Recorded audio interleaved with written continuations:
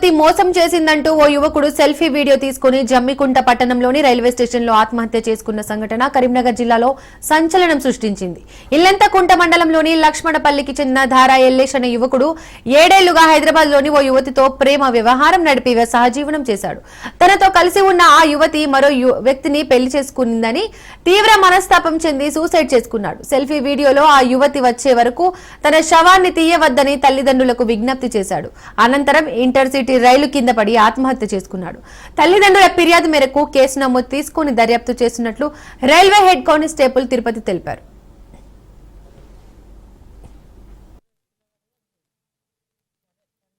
నేను చనిపోయి కారణం వరలక్ష్మి, వాళ్ళ అమ్మ, వాళ్ళ అన్న అంటే పాపం ఏం చేయాలి.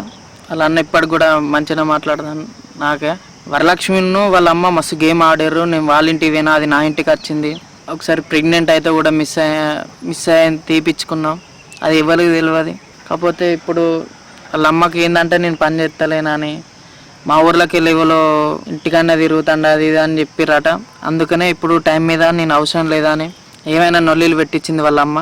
నేను చచ్చిపోతా మా వాళ్ళు మాత్రం వాళ్ళ ఇంటి ముంగటనే ఇయ్యర్రి. నా యొక్క కోరిక ఇది ఒక్కటే, వరలక్ష్మి అనే అమ్మాయిని అస్సలు మాత్రం ఇచ్చిపెట్టకుర్రి. అమ్మ నేను చనిపోయి